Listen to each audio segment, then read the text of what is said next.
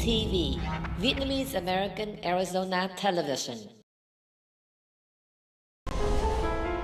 A Fragile Flower promises a captivating experience for movie lovers, offering a poignant reflection on fame, love, and the human spirits set against the backdrop of Vietnamese culture and music. Một nỗi buồn bí ẩn nào đó trong giọng hát của cô gái này lạ lắm.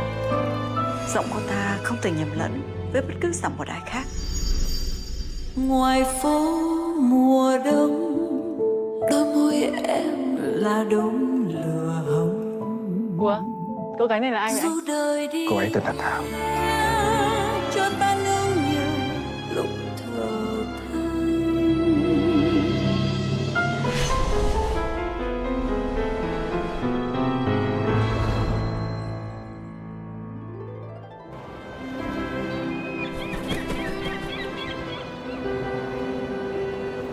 Để làm được phim ca nhạc, em phải đánh đổi điều gì đấy? Cần đêm trăng để chút vơi. Nếu Thảo có tâm sự cần nói, tôi sẵn sàng nghe đi. Thảo cứ coi tôi như là người tình của Thảo. Em yêu chị, em mong được sống bên chị. Tôi không tiếc tiền bảo trợ tất cả những chương trình lớn nhỏ cho cô ấy. Rốt cuộc tôi nhận lại được cái gì?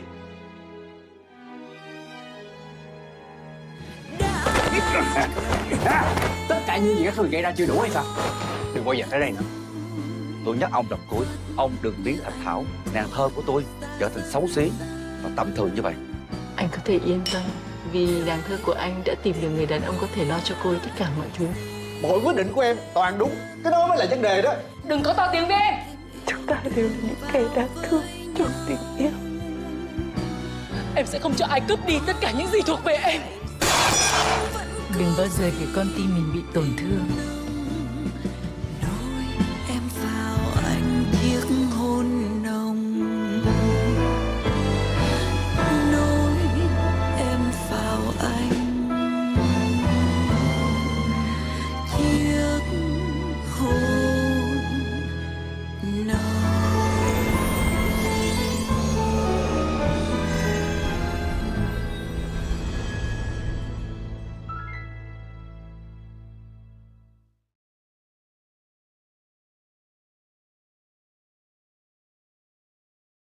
A Fragile Flower premiered in Arizona on March 28, 2024 at Regal Gilbert.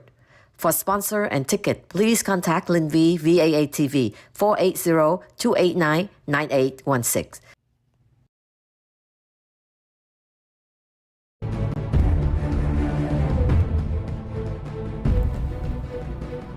Hello and welcome to VAATV Real Estate Talk Show with Scott Barlow and Linh V.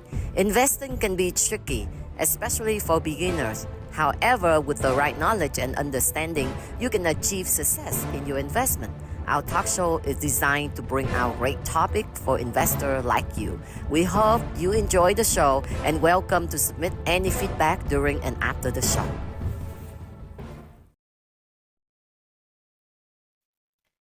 Hello, everyone. Welcome back to VAATV.com. We have a real estate show today with Scott Barlow. How are you doing? Good. How are you today? Yeah, very good. So it's raining today. Yep. We got a change of the weather, but And it's cold. It's so cold. Yeah. I drove a long way on the weekend to pass the Parker, and I see a lot of land surrounding. And I heard you said like part of that is Native American, owned by Native American.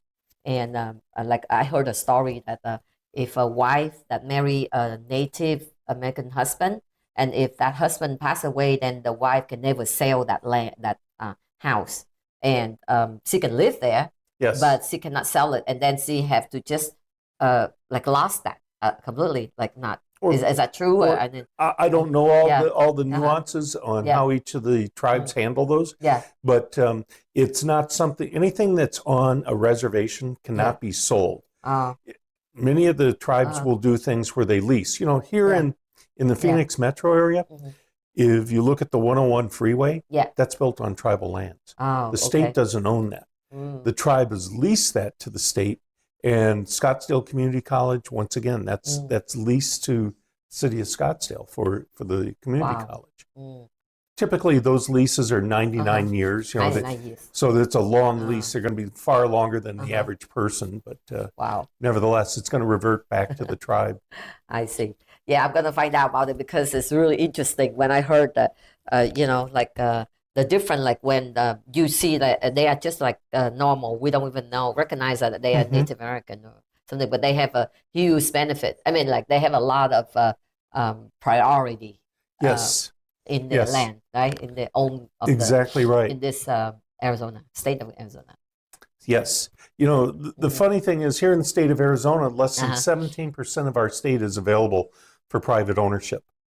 We have, in addition to the tribes, which have a multitude of different locations throughout the state. There is military land owned by the U.S. Defense Department.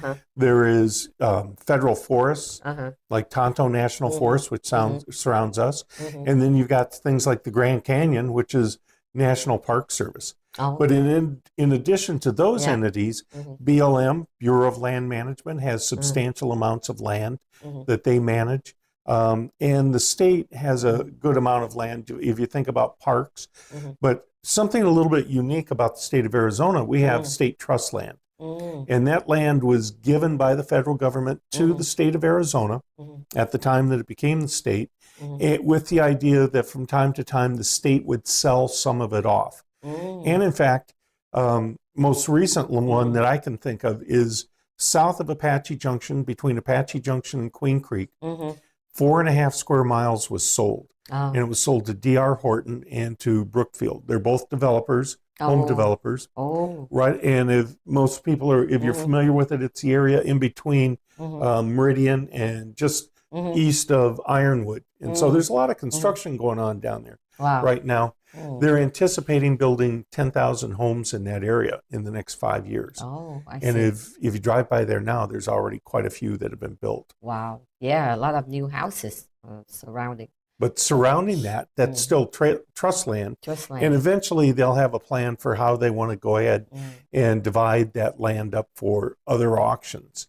But like if they build a residence, they gotta have a commercial or like a store or anything surrounding, right? Exactly right. And in fact, I think that in some of the most recent cases, Arizona State University has done studies for it, and the state has contracted with them because they want to get a good mix of both residential as well as commercial uses for the vacant land, and then to plan it appropriately ahead of time. Because when they're doing the infrastructure like they're doing now, they're putting in water lines, they're putting in sewer lines, and so they'll need to run electrical and data lines, just different sites. So what the requirements for where the commercial district in those areas is going to be more intense than would be in a home. I see. So when they plan that, they try to look at that for years and years into the future. Wow. Yeah. So then so right now we if we buy the land, then we have to find out where it's from, right? Like yes. Yep. And in that case, that land out there is sort of created from nothing, because if you went back to that land a few years ago, it didn't have parcel numbers on it. It was it was state-owned land. How did they locate it? So what they ended up having to do is, once that land was decided that they were going to sell it, they surveyed it and came up with a legal description. And so that legal description, it has boundaries on all sides. And then once that big piece of land was described with a legal description, it could be assigned a parcel number and then broken into smaller parcels. And so, like I said, they're planning in that 4.5 square miles to build approximately 10,000 homes. So that means that out of that 4.5 square miles, they're going to divide that into at least 10,000 individual parcels. Wow. That's really a new way of. So is that benefit to own a land? Well, what they become is Brookfield and D.R. Horton, two large corporations. they became the landowners, and then their product is the homes. So that when they get ready to sell to individuals, there's a number of rules that they have to follow. They have to go through and get a public report through the state of Arizona. And that public report talks about some of the things that we've already talked about in the past, but very important because you need to know where's the water supply coming from. Exactly. Yeah. And so they have to have a guaranteed source of water. They've already gone ahead and they've started putting the infrastructure in so that they can pull water from wells, treat it, both the sewage water as well as treat the water that comes up out of the ground, treat that so that they've got fresh water that can go to those homes individually. Because rural area or non-rural area, like it's difficult when you mention like some of the land was laying out there and was for sale, and there's no description and all. So the title company would still be the person be responsible, guarantee for that piece of land. If it is available and it has a parcel number, so that it's not owned by the government or not owned by one of the tribes, it will have a parcel number. And when once it has a parcel number, it will have a legal description. In many cases, they'll use the township method of locating it, but you'll still want to have a surveyor go out and actually mark the corners and come up with the exact coordinates for where that property is because at. Along the way where we drive to Tucson or like Sedona, there's some piece of land just like that and say it's for sale. It just say land for sale. And it's like all tree and everything surrounding. There's nothing else, just for that land. I don't know who want to buy that. In cases like that, you may have somebody that wants to buy it. You know, land has a multitude of uses. You could use it for commercial development. You could use it for residential development. You could use it for agricultural purposes. Maybe you use it for rangeland for cattle. You could put crops on it. You could have land up in Sedona where there's trees on it, and perhaps those trees are worth money as far as timber is concerned. So land can have a lot of different uses.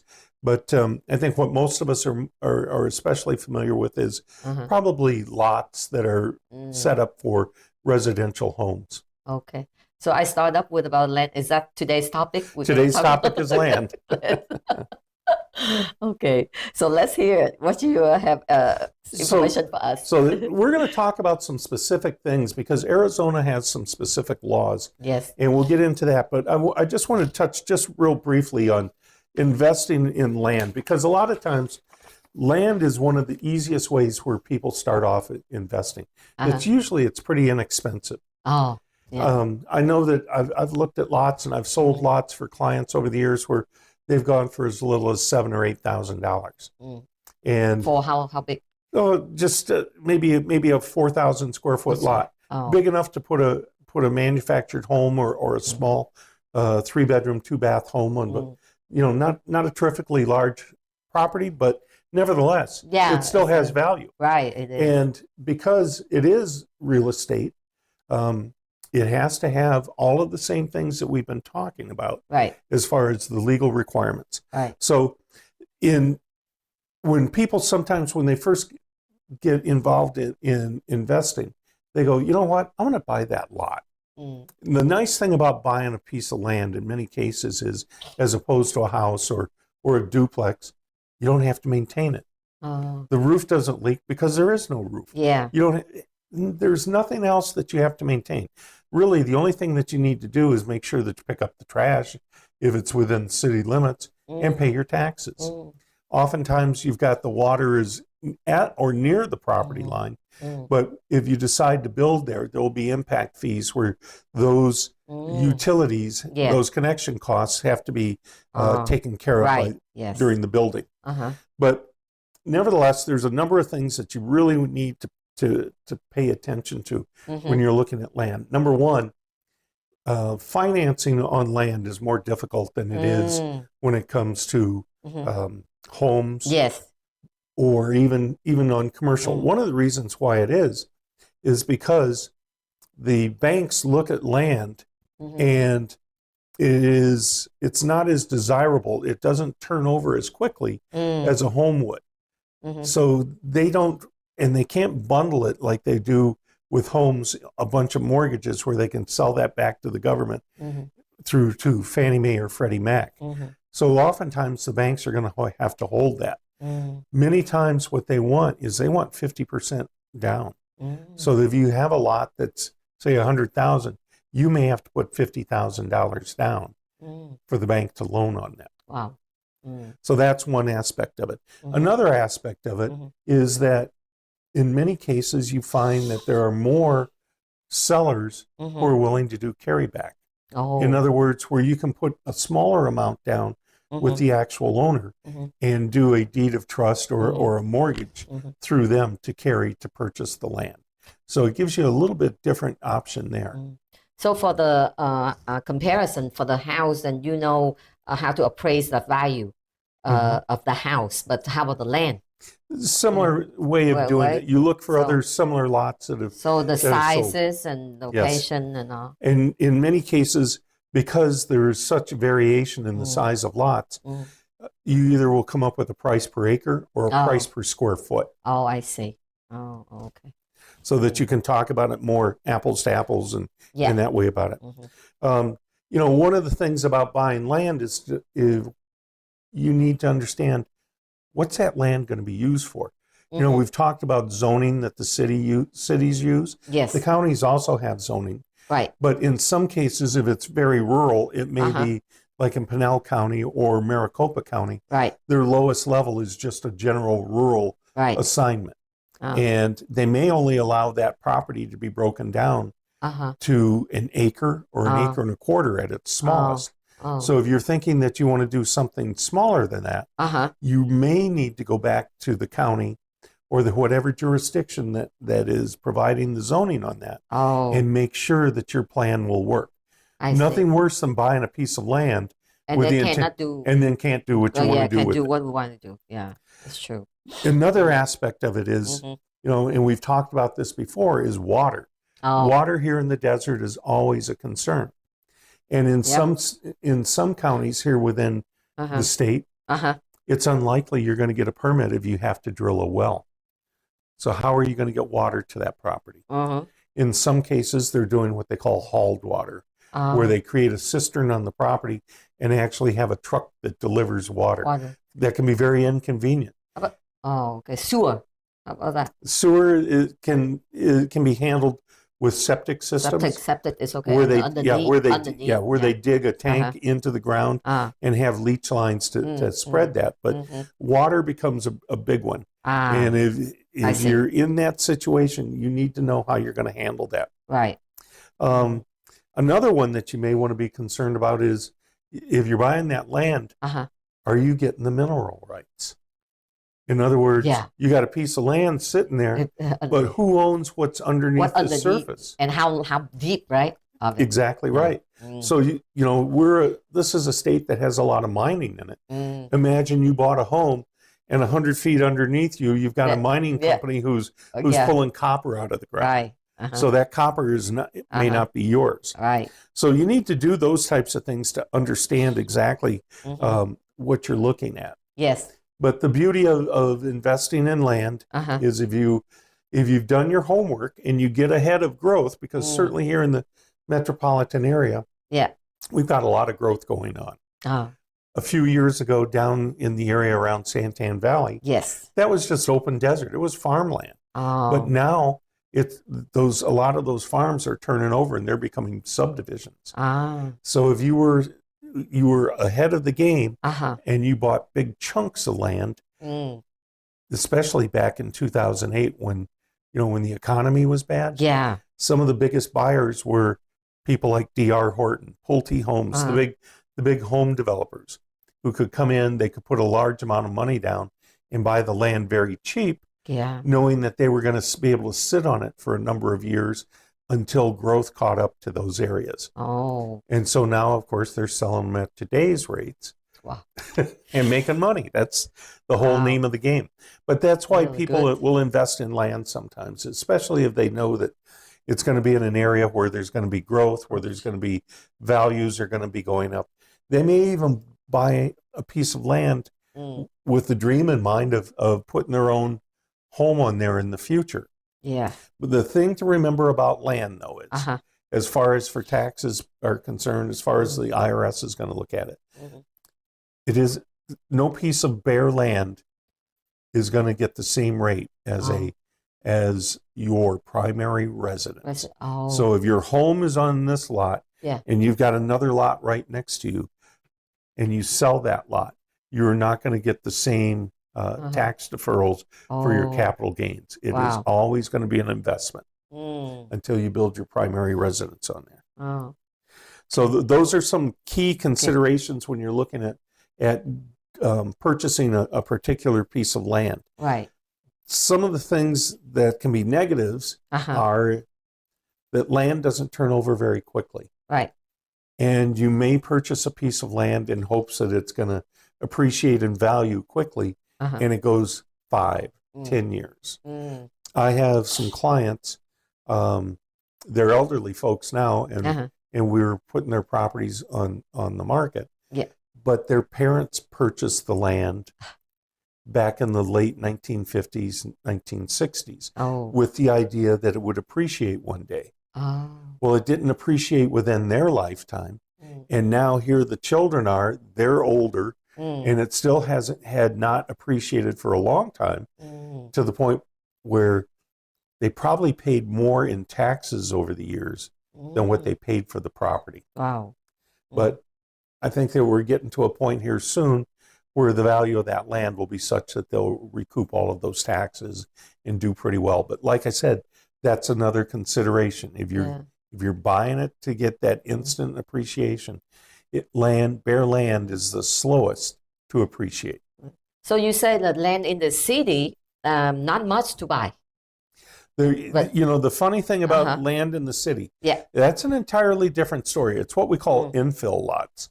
If you drive around and you look at homes, you may see a lot that's just sitting there. Yeah. That lot is probably eligible to have a home built on it. And there are usually folks who are looking, builders who are interested in doing infill lots. So that may turn over much quicker and it may appreciate much quicker. There's also cases where you can look at a building and the building's in terrible condition. Yeah. And you say to yourself, the best thing that could happen there is that building gets torn down. So if indeed that becomes the situation, you tear the building down, you let the county know the building's no longer there. Now what you've done is it's reverted back and it's vacant land. So that can be sold and that has value. By getting the old building off of it, now you have more value. Oh, I see. Wow. But infill lots are becoming fewer and farther in between. But a lot of times what I see, and I've done this in the past, I've had small builders who will buy up 3, 4, 5 lots and build several homes. They've got the convenience where they can build them one after another and then turn around and sell them. It's difficult to pick out where's a good location to buy for the land. Well, as you drive around, when you're looking at land, especially if you're within the city limits, if you see other homes around there, that may be very good. But once again, the same types of things. Go back and look at what the zoning is. See what the setbacks are. There are some pieces of land out here in the East Valley which are fairly large, but they have washes running through them. And so large portions of those lots are unbuildable. So you really need to pay attention to the lot, to what the geography of the lot is before you go ahead and make a purchase. Wow. Okay.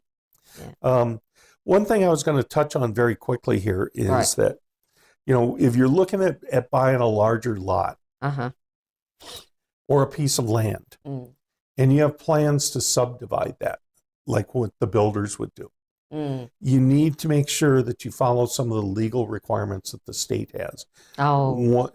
There's declarations and disclosures that need to be given to any of the buyers. as well as if it's 6 lots or larger, then you may need to have the Arizona Department of Real Estate do what they call a public report.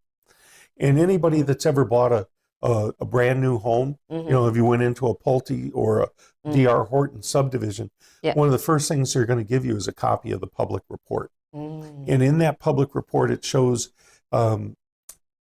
maps in there, plat maps that show how the subdivision is laid out, where the streets are going, ideas of where the utilities are going, the water, those types of things, as well as it tells you what types of amenities the subdivision is going to have, gives you an idea on drainage in the subdivision, as well as where's the water coming from, because that's one of the things that's extremely important. Yeah. The last thing you want to do is be a subdivider and not provide the correct information to whoever's buying it for you. You can get into an awful lot of problems with that. Right. One of the things that the state has done, or I should say that the Arizona Department of Arizona Realtors Association, in conjunction with the Arizona Department of Real Estate, is they prepared a document, and I'm not going to get into a whole lot, but I'm going to read a couple of different things that are on this legal document, and it talks about what's the definition of a subdivider, and that's any person who offers for sale 6 or more lots, parcels, or fractional interests in a subdivision, or who causes land to be subdivided into a subdivision. Subdivided land, of course, is where you've got 6 or more lots, and then you go into the definition of what unsubdivided land is, and that's land or lands that are divided or proposed to be divided for the purpose of sale or lease in the immediate future into 6 or more parcels. So once again, it goes back to what I was talking about, what those developers are doing.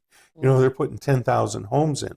So those public reports, those types of disclosures that they are doing have to be done. And that documentation has some legal requirements. In fact, if we've got it, there's kind of a list of legal forms that we have. But one of them I'm going to bring to everybody's attention. And I'll go through this one almost line by line. The first one is going to be called the Affidavit of Disclosure. Affidavit, okay. And in the Affidavit of Disclosure, remember how I was talking 6 lots or more, we do a public report?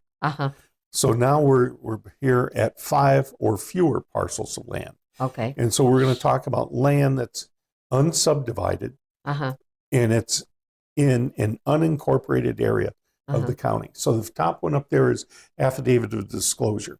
Okay. And in that one, state law requires the seller of 5 or fewer parcels of land to make these disclosures. And I'm going to go through these because even if you're the seller and you're talking about selling this land off, as a buyer, this information is critically important to you, the same types of information we were just talking about. So one of the things that they're going to talk about is what's the legal description. As we said before, have the surveyor come out, and if you're breaking those lots up and you're creating new parcel numbers, they have to have new legal descriptions. And that's what the title company will be using when they issue the title reports. When they transfer, Exactly. Yeah. Now, one of the biggest questions that you first have on parcels of land is, does the property have legal access? Right. Because there are parcels that are available for private ownership, right, but you have no way to get to them. Ah. So the state has taken some steps to try to create roadways, easements, so that people can get back into them. But the worst thing would be, say you bought 5 acres and you couldn't get to it. Oh, what would you do with it? Yeah, that's true. So, you know, that makes it very tough. So that's legal access is one. Just because you've got legal access and it's on a map or something, yes, do you actually have physical access? Is there a road cut into it? Is it a trail, or is it actually a paved road? That type of information you need. And if you think about it as a buyer, that could very much affect the value of that property. That's true. has a licensed surveyor or engineer actually taken a look at the property. And sometimes we use what they call meets and bounds. Meets and bounds is where there's geographic marks on the surface of the property. It might be somebody says, well, from this hilltop, go 300 feet over to this roadway, down to this old bridge, over to so all you got to have is that road get moved or that bridge get replaced. And what do? Now your legal description is it's meets and bounds, so now it's changed. So you want to have a surveyor take a look at it. Are those extra costs that we get typically in advance, like before even the offer? Yeah, you would want to have a surveyor go out there and take a look. You know, they use a transit and they use lasers and GPS these days, but they would, on the corners of the property or where it changes, you know, say it's a irregular shaped property, they will mark each of those changes of direction, and they will have both the bearing as well as the distance for each of those changes. Typically, they mark the corners real easy on something that's square or rectangular shape to mark those four corners. But say that you've got something that's an L shape, so now you need to put in an extra corner or two and mark those. But they'll do that, and they'll create a plat map, and that becomes part of the recorded description of the property. So it's extremely important. So that is like who paid for that, like the buyer or seller? That it could be either one, or it could be split. So that becomes one of those negotiated points. In some cases, sellers will go ahead and have a surveyor come through and make those changes. A few years ago, I saw a 10-acre parcel. And just as I was telling you about, sometimes you get a wash that comes through it. Well, if they had cut that 10-acre parcel into individual lots that were rectangularly shaped, there were 3 or 4 of them that would not have been usable because that wash would have gone through and it would have taken care of most of their building envelope. So what they did is they came through and they gerrymandered it. Some of the lots were L-shaped. Some were like U-shaped. There were some strange, unusual shapes.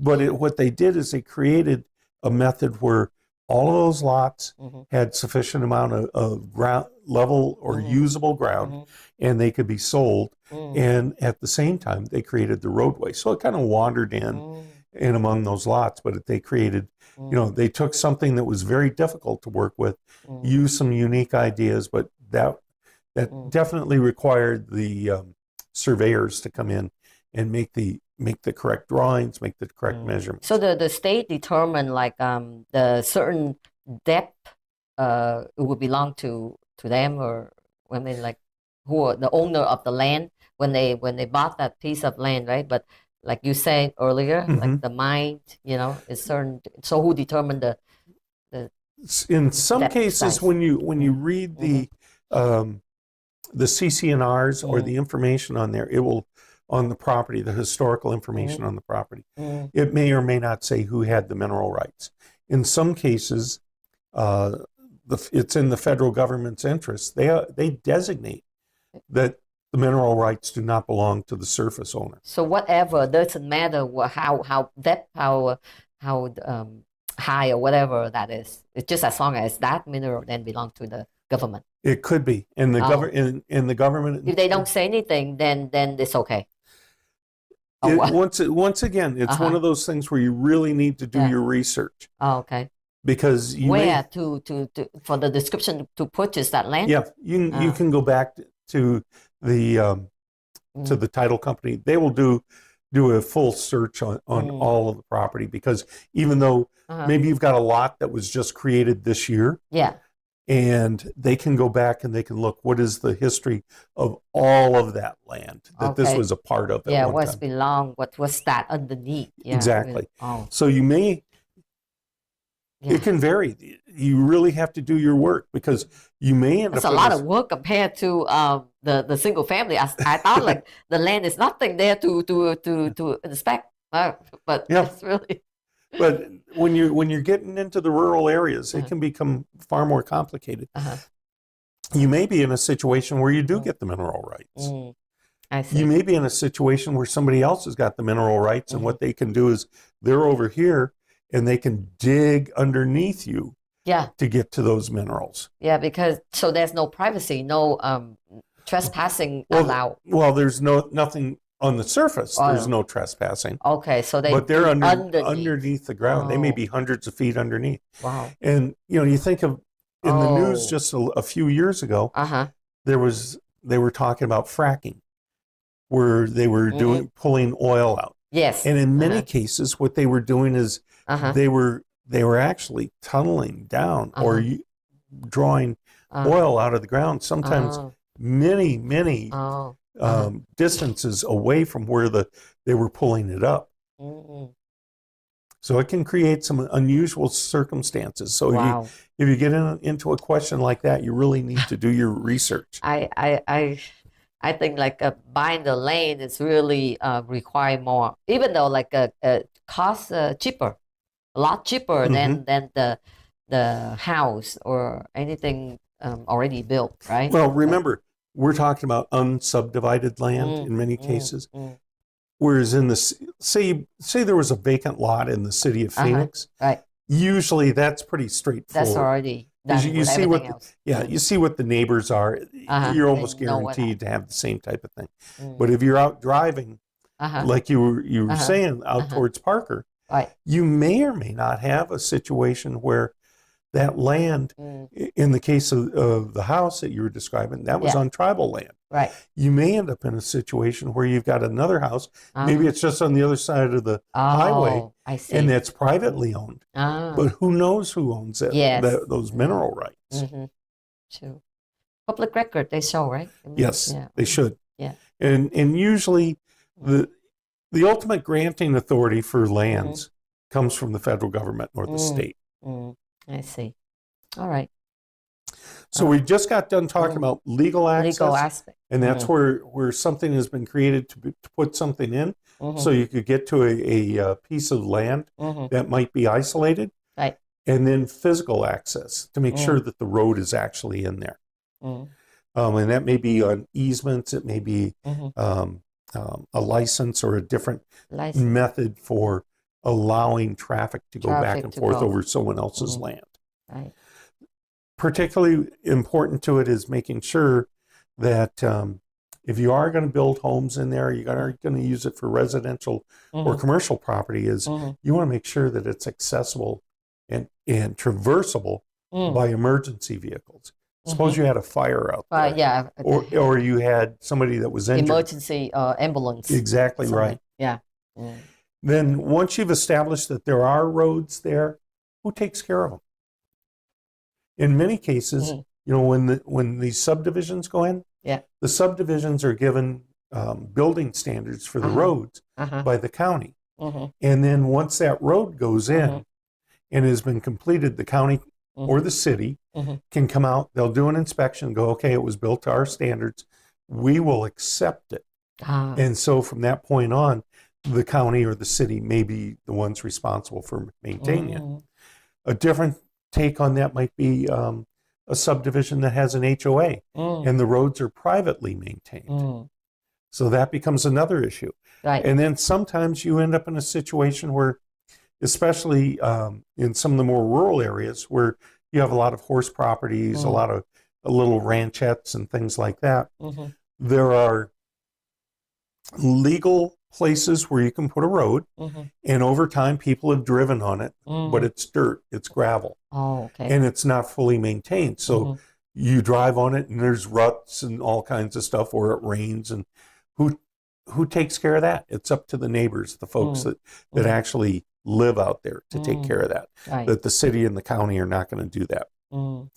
Another aspect of it is the property in a floodplain? And so FEMA, Federal Emergency Management Administration, they produce flood maps, so you can see exactly where you are. In many cases, if you look at a lot of the residential lots, it'll have a little code on the bottom on some of the lots, and it will tell if where it's at in the FEMA floodplain, whether it's in a 500 50-year floodplain or a 100-year floodplain, or maybe it floods even more frequently. So those types of things you want to pay attention to. In addition to it, I've seen where people have bought property that's close to the river bottom, and that is very prone to flooding, seasonal flooding. So you'll want to know about that as well. Another aspect of it, and this is something that's happened in some of the areas in the southwest part of Maricopa and Pinal County, is the property subject to fissures or expansive soil? And fissures is where you may have, all of a sudden, you may have ground fall in that area. Okay. And, one of the things that was pretty... Like the hill or something, like on the hill? No, I mean, you may have a flat piece of ground, and here, you come out here tomorrow, and it's cracked. It's cracked. There's a big crack in the ground, and it may be 5, 6, or even deeper.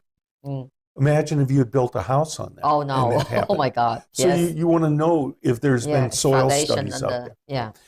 One of the some of the builders experienced some of those issues early years ago, and so there's a method of building slabs. Most of the homes here are slab on grade construction. And what they do is they use a method of, it's called post-tension slabs, where inside the concrete, there's cables that are running back and forth, and they're tightened up so that if there is a collapse or something like that, the whole house doesn't collapse, and it gives them a chance to be able to repair that. On the flip side, in different areas, they have clay, so when it rains, instead of it collapsing, it expands. So you want to know about those types of things. Another thing that we don't have a whole lot of here, but in other parts of the country they do, and that's radon.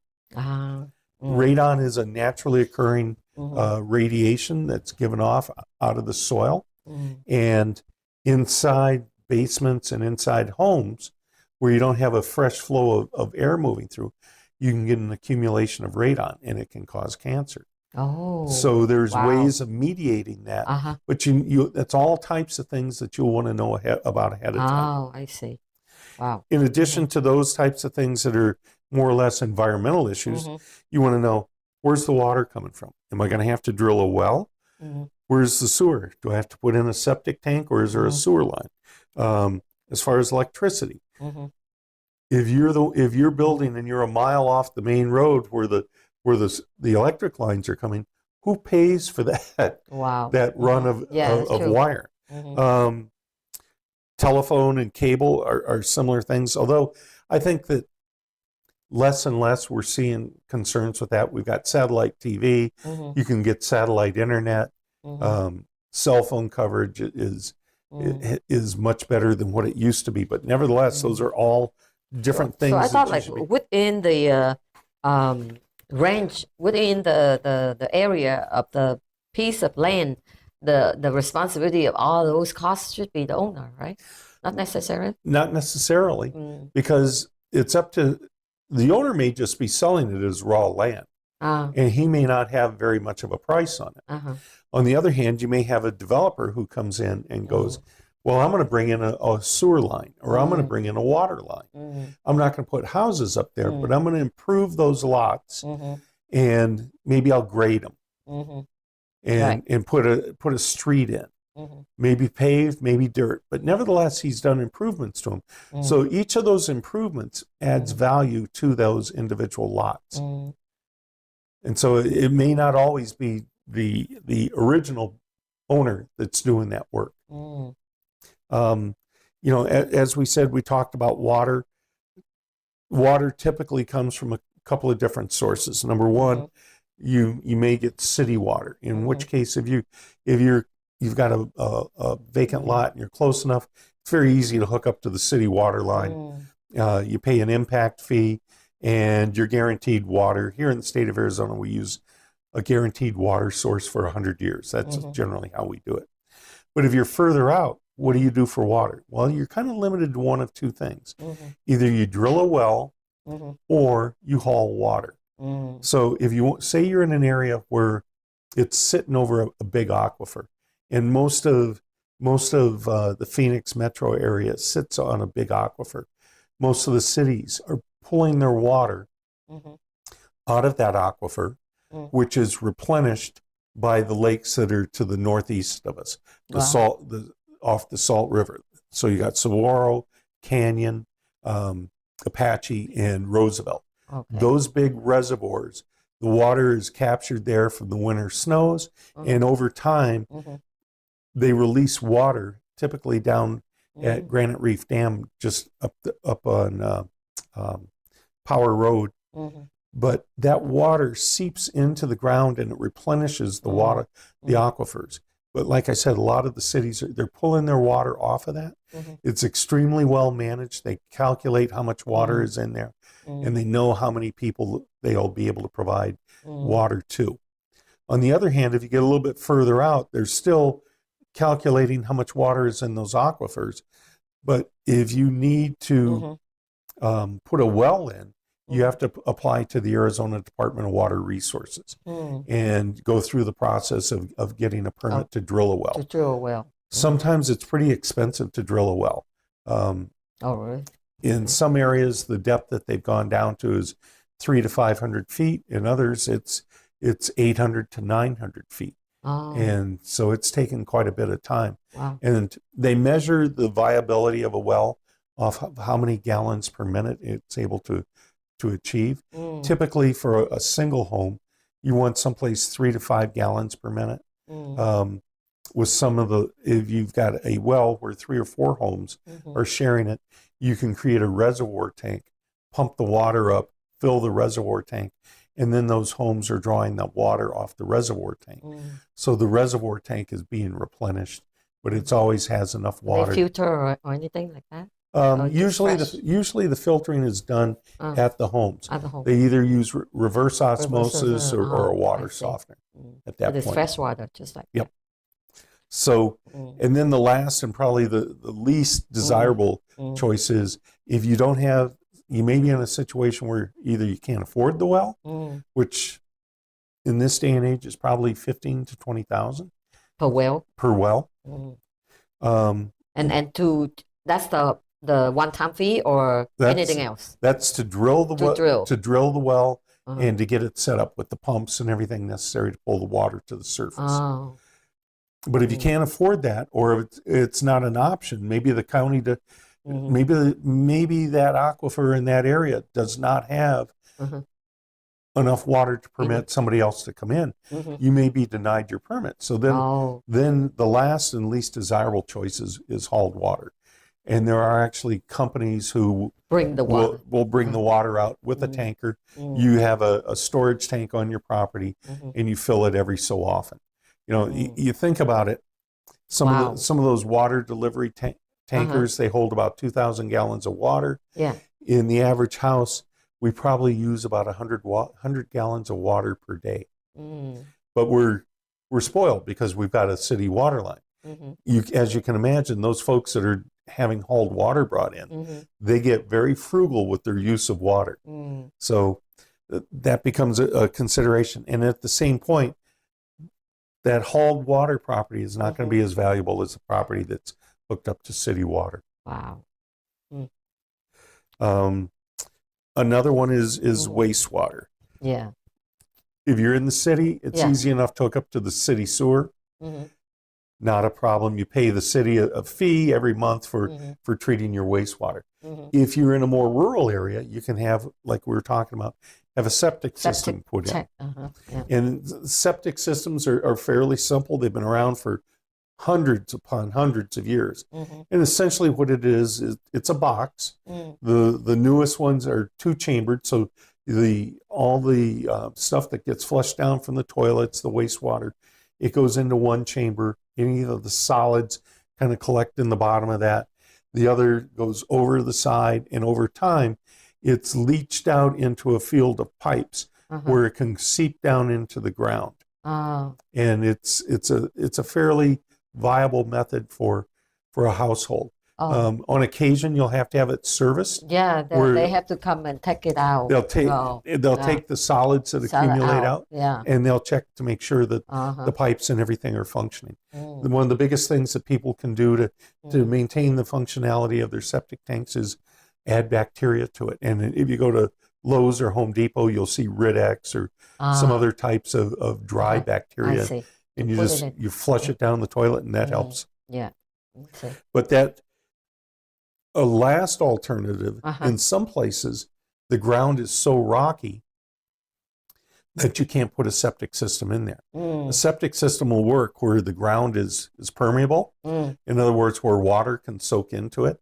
But in some places you can't. So you have to have a holding tank. And then they'll have to come out and take it. And those drive up expenses. Wow. Yeah. There's if there isn't what they call the on-site water treatment facility, which is the septic system or the holding tank, they have a question on the affidavit, and it's called, has the property had a percolation test?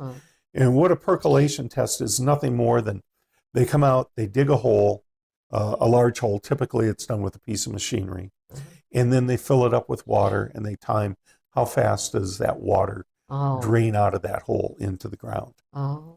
And if it doesn't drain fast enough, it tells them that it may or may not work. Another question about that property, does it have solar energy devices? One of the things that we're seeing here in Arizona is vacant land that's being used for solar panels.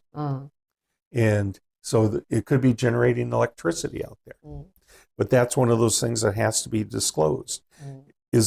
Are those solar panels owned or are they leased? Then it goes down into, once again, it talks about how many individual parcels have been broken down. Maybe you bought a couple of parcels and it's in a subdivision that's already part of a public report. So that information, once again, that other information you may have to pull and report as well. What I see a lot of times with bigger pieces of land, especially in rural areas, is that somebody bought it at some point, and oftentimes it's years and years ago, and they put in CC&Rs on it. One of the examples I can use is I sold some land for a gentleman a few years ago, and there was a parcel of about 100 acres that was purchased by a company, and the intent was that they were going to sell the parcels to members of the company. And what they did is they put in a provision that the smallest it could be broken, each lot could be broken down to, was 2.5 acres, and that there were no horses allowed on it. So this was a piece of property where, all surrounding it, most of the properties were 1.25 acres by zoning, and the horses were allowed on it. So as you can imagine, it kind of made it more difficult to sell because it did not have the utility of what the neighboring stuff did. Another aspect is high noise or accident potential. And one of the biggest ones is military bases. So, and airports. So, most of the time, where our airports are. The big one is over at Luke Air Force Base. And Luke Air Force Base has been deemed as one of those vital areas. And so they've expanded the sound barrier area around it to the point where the state and the county is not allowing building to go into those areas. You may own it privately. It may be zoned for residents, but you're never going to get a permit to build a house there. Wow, that's a good point right there. Another aspect of it is, are you in an area where there is contamination in the ground? Superfund sites. We actually have a couple of Superfund sites here in the valley. Motorola, over near where the Loop 202 in Washington and 52nd Street, there used to be a Motorola plant over there. And they would dump, this is years and years and years ago, but they would dump chemicals and they leached into the ground. Now they have to do constant monitoring and testing. And so there's actually a map that has to be disclosed to anybody that's buying homes or lots in that area. So those become part of your concerns. Another aspect of it may be if there are any large electronics. So let's say that you live close to where there were radio or TV towers, or something that would interfere with your ability to use your cell phone. You would want to know about that ahead of time. I mean, just think about how bad it would be if you had a home and you couldn't even use a cell phone, or you couldn't get satellite TV because of radio interference. Exactly. So all of these questions that I just asked here, these are all part of what they call the affidavit of disclosure. And the state requires this to be done, or something similar to this to be done, that those disclosures be made. This document is actually notarized and recorded through the title company. So that becomes part of public for each record. transaction like that. So For each of those transactions. So that's why when with the buyer, the next buyer purchase, then the title company can pull this out. They can pull this out, but the new seller still has to provide to provide the information because it may have been updated. Yeah. Wow. That's a lot of information for the land purchase. You think of it this way: inside the city limits, where other people have been doing business for years, all of these questions have been answered. It's pretty straightforward. Yeah. But now we're at that point where our population here is growing.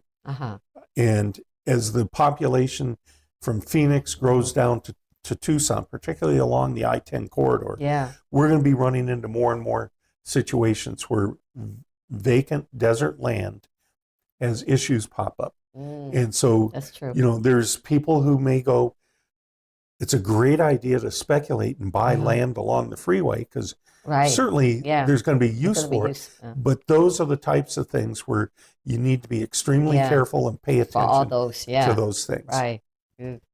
That's a lot of information, but we need to have do we need to have a realtor that's specializing into land?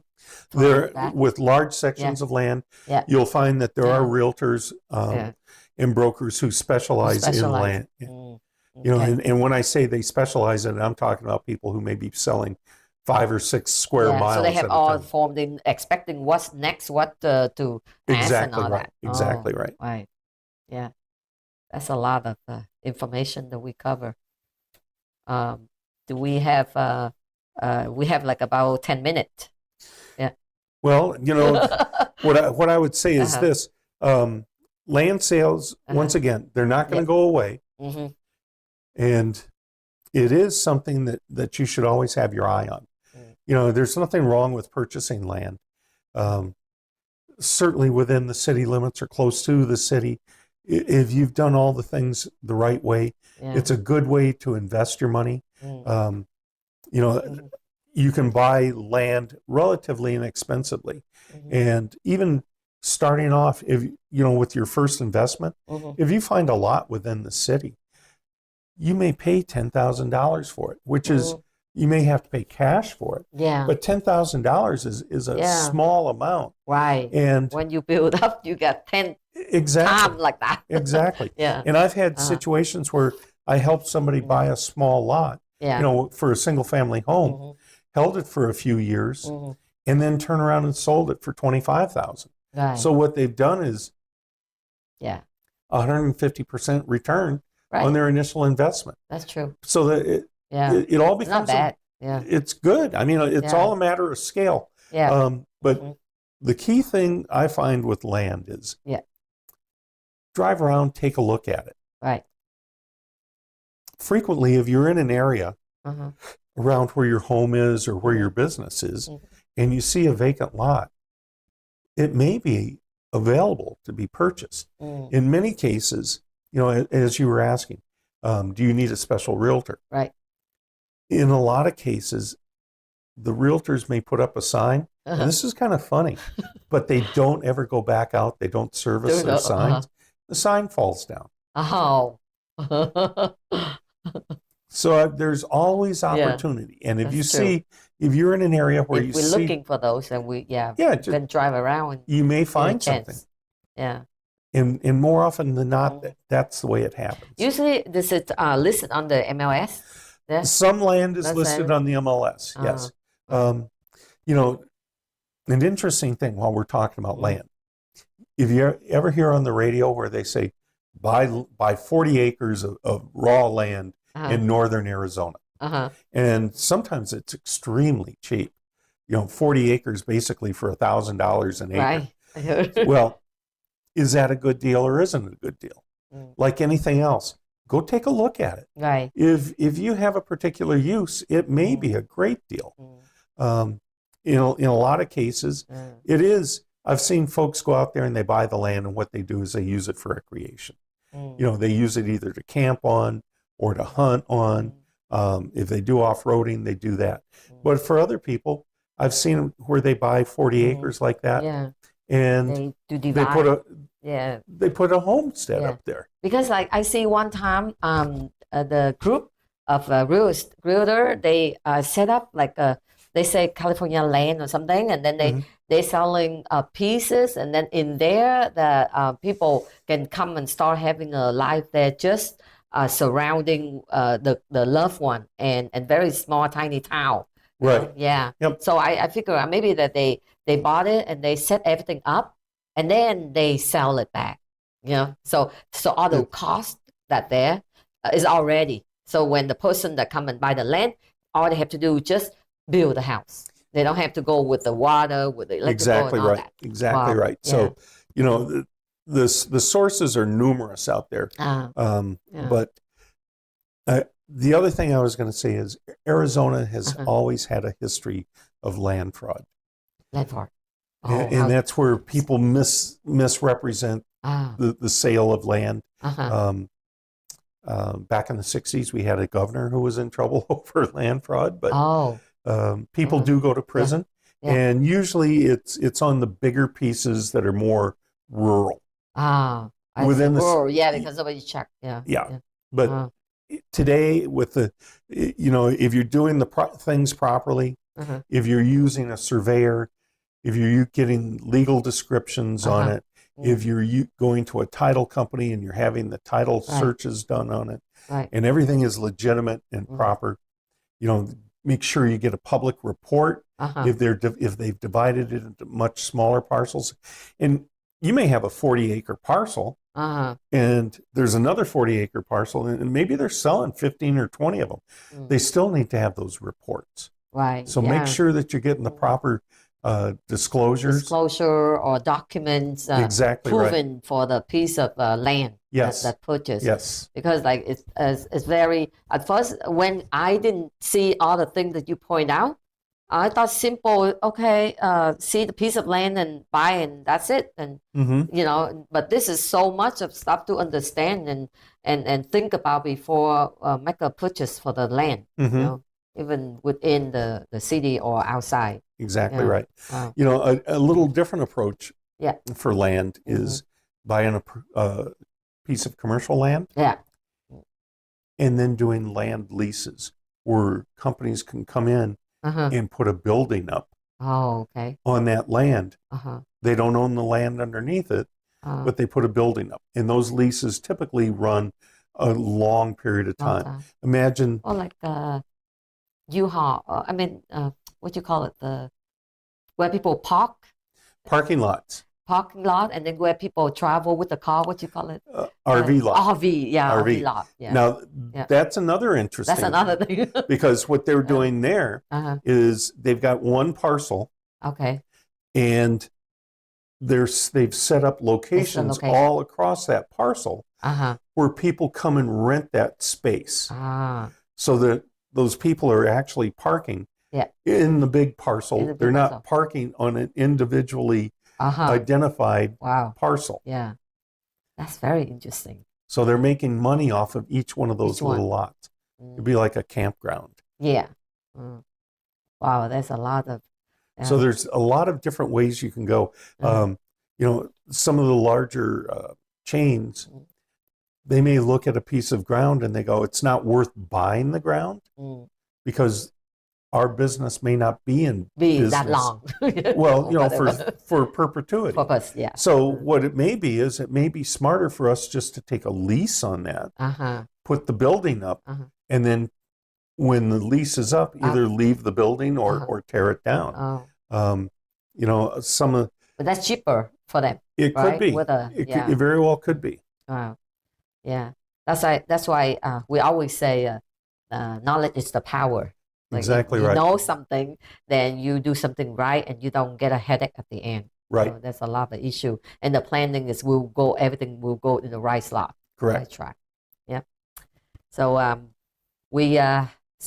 so next week you have some to go away. I'll be out of state next week, so I won't be here. So but we will be the following, and very interesting that you point out. There's a lot of information. Even I didn't think about it so much. I just think very simple. Okay, we check this for the land, for the lease, for the city, for surrounding, but nothing about the underneath the mine. You know, there's a all lot kinds of things in there. Yes. Right.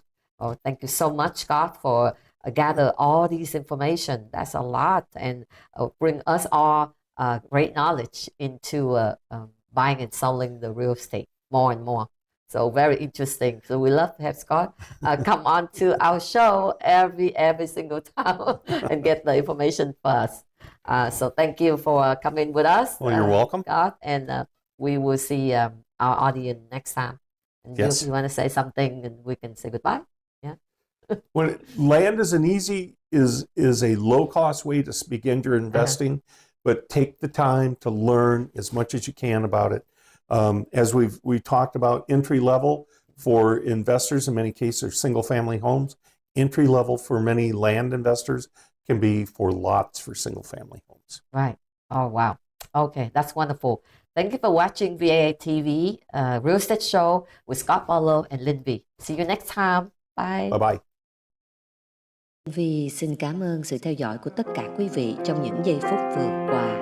Chương trình VAA TV xin kính chào, tạm biệt và xin hẹn gặp lại quý vị vào lần phát hình kỳ tới.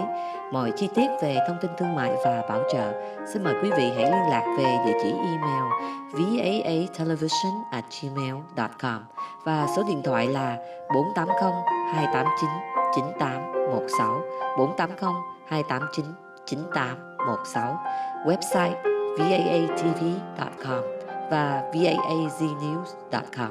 Xin kính chào, tạm biệt.